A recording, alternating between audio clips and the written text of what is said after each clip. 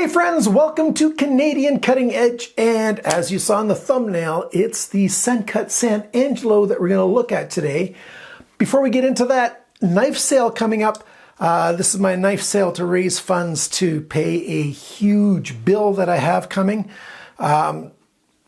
So I need to raise some money, so I'm selling a lot of my knives, a lot of knives that I've had for a while, plus knives that I've reviewed recently. Even this guy will be on that sale. And it's going to come up for just my regular viewers on June 1st. But those of you who have been my Patreon supporters, those of you who've been YouTube members, you guys will get 3 days of access to the sale before that, starting on the 29th of May. That's a Wednesday. So Wednesday, Thursday, Friday for you guys. You can buy up all the knives so that there's none left for my general viewers. If you want to. I doubt you're going to do that because you've never done that on any other sale before. But it'll be open to the general public on June 1st. And I will post a video on June 1st.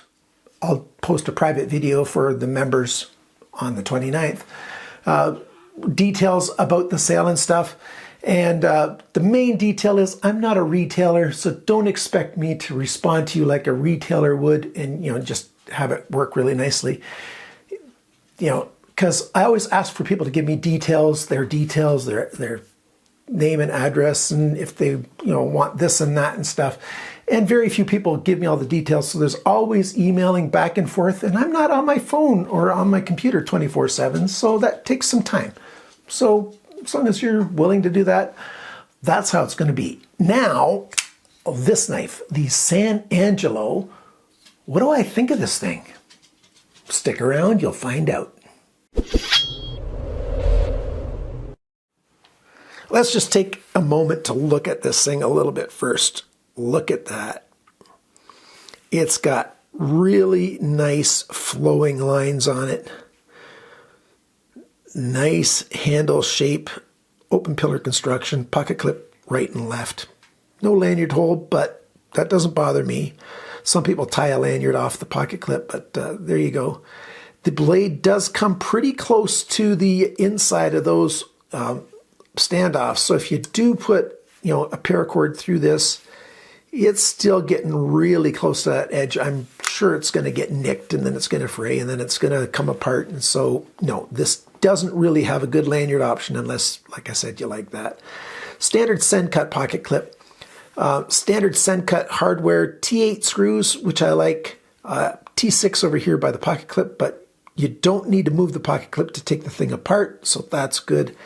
And pivot, nice. We got ceramic ball bearings and very nice. A liner lock, which is, a very common lock system, works quite well. I wouldn't mind if the lockup was engaged a little bit more, but I didn't have any issues with it coming unlocked during my use. And of course, I just do normal testing on this. I don't try to do abusive testing. I don't try to do extreme testing.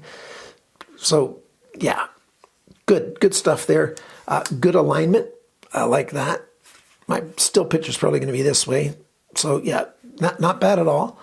We've got a flipper here with a nice fine jimping on. Easy to get your grip on that thing. And unless you're going to hit the table, that works just fine. So good deployment that way. Ceramic ball bearings. Nice. Quite happy with that. Easy to get at this lock bar to release it. And if you release the lock bar, it just wants to fall. So if I pull this, if I can pull it down there, you can see the blade just swings very freely if the lock bar is out of the way. That's one con about this thing is the lock bar seems to be putting too much pressure that way, but that's an easy fix.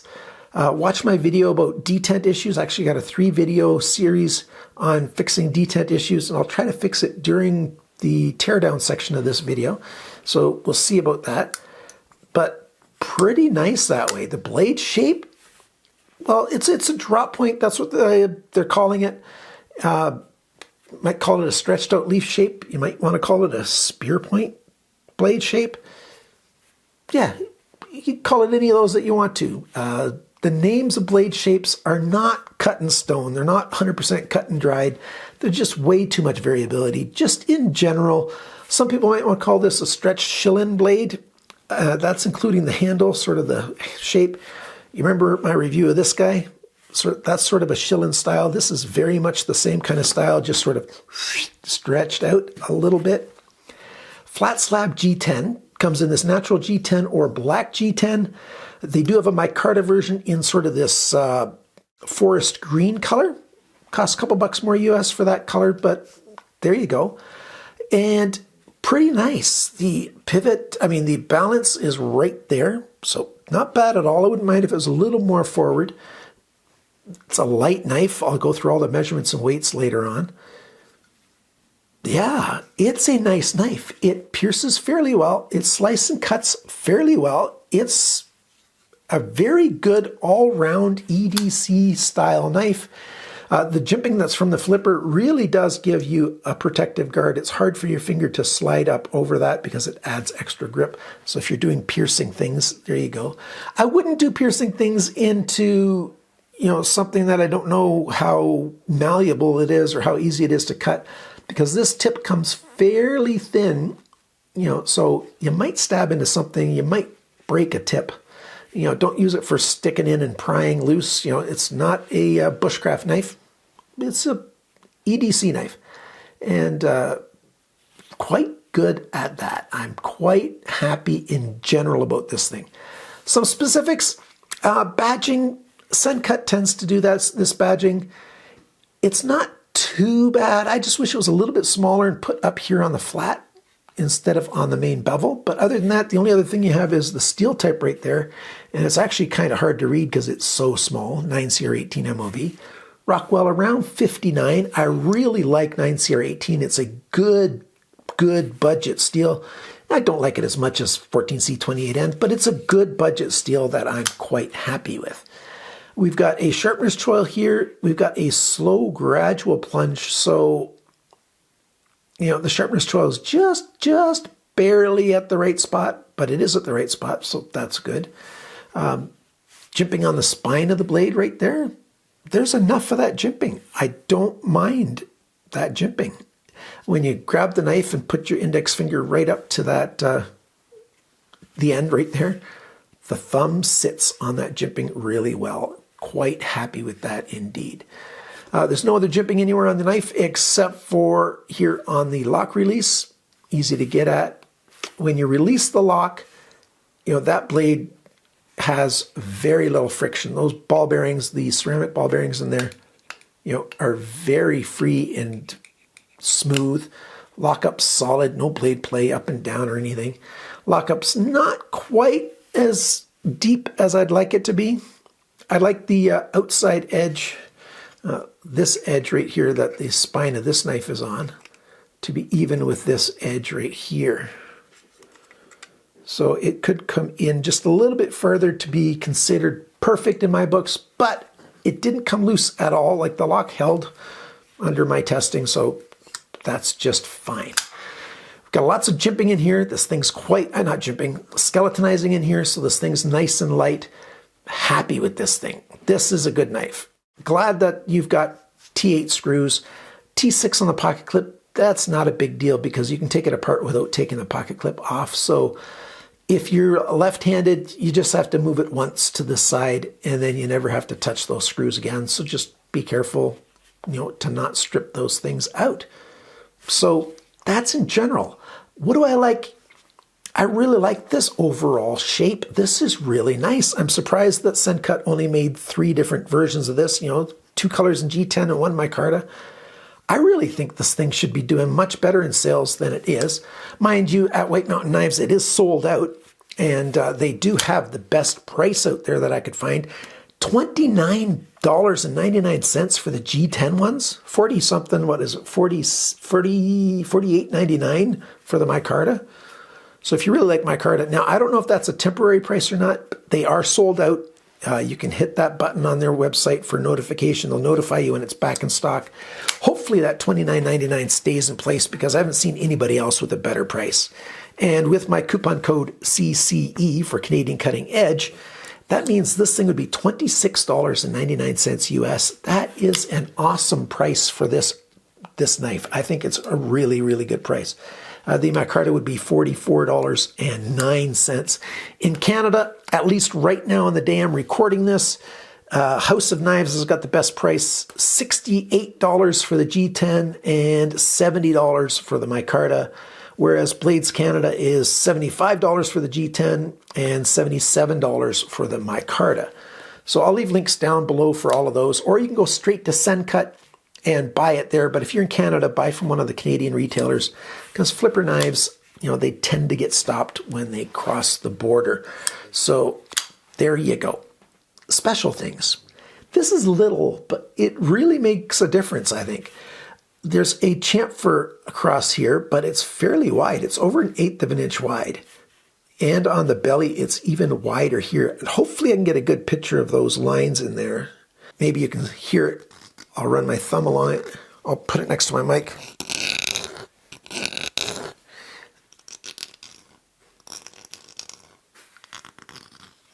That gives extra grip without costing anything. Well, it costs some money to do it, but I mean, there's no aggressiveness.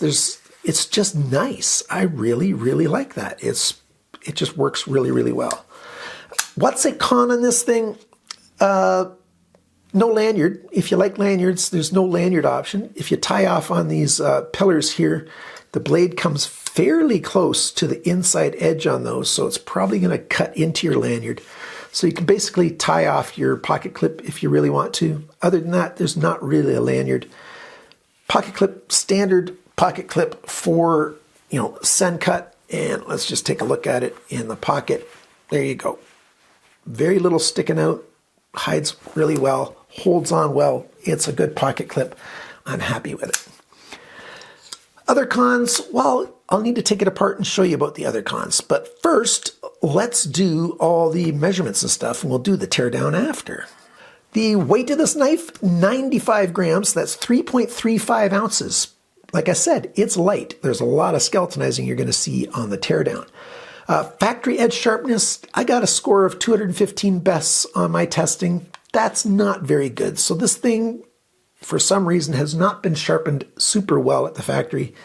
Like I said, that's not a big deal because it can be sharpened at home. Hopefully you can sharpen it, or you can bring it to somebody to be sharpened extra well, once it starts getting a little bit dull on you.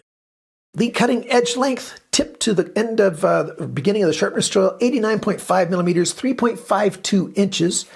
Tip to the closest spot on the handle scales is 89 millimeters, 3.5 inches. So, yep, 3.5 inch knife. The thickness of the blade, 2.98 millimeters, just under 1/8 of an inch at 0.117. That's not bad. The blade depth, widest point right here where my index fingers are, 26.8 millimeters, 1.05 inches. Thickness behind the grind, so this apex sharpening edge, how thick is the main bevel right at that edge? 0.38 millimeters or 15 thousandths of an inch. Fairly consistent along the length. Not bad. Grind angles, well, I didn't test it because not enough people are asking me for that kind of information.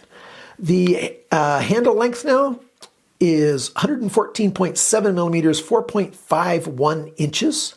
The grip area, it's just over 9.5 centimeters, 95 millimeters. It's a bit over that, a few millimeters over, or 3 3/4 inches, just a little bit over 3 3/4 inches. So it fits a lot of hands. My hands are just barely in the extra large range, and there's a tiny bit of room left over, not an awful lot. So most people will find this handle fairly comfortable, except for the guys with the biggest of hands.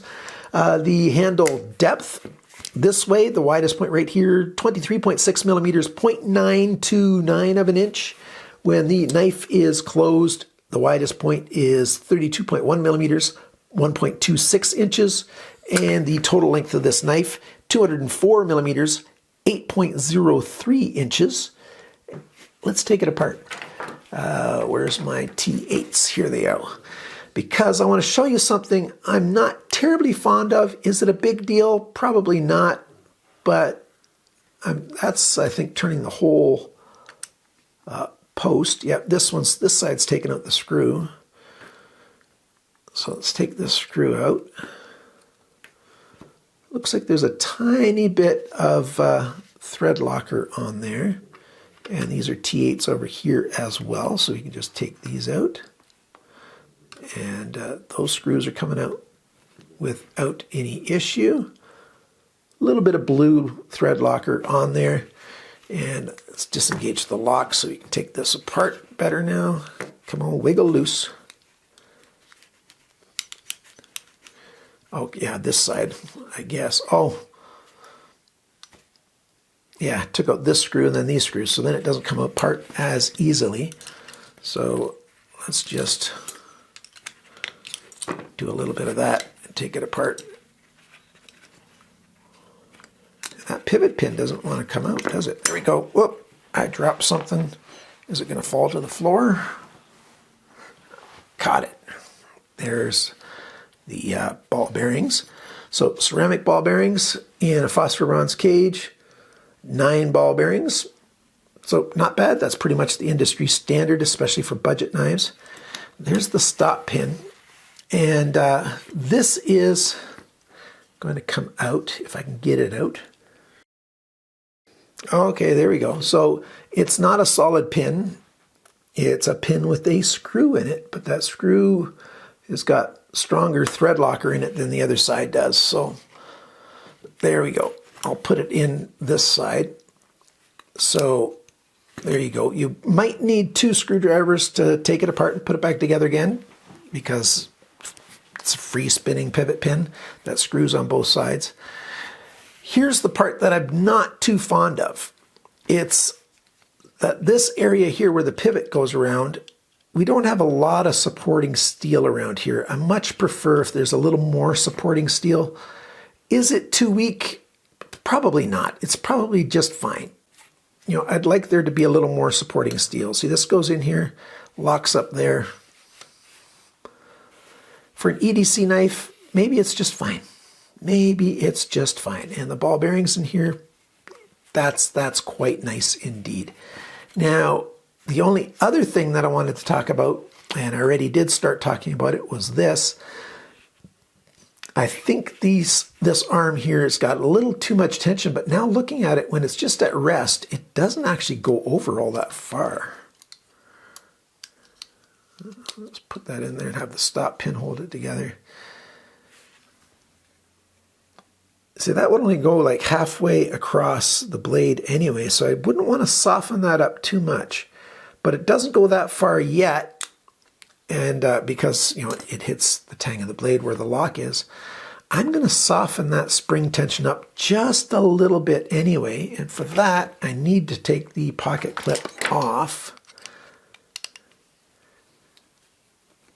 And you can watch my video series on how I do this, because I'm not going to do that teaching section right here. So check out that video series. I'll link it right up here in the corner on fixing detent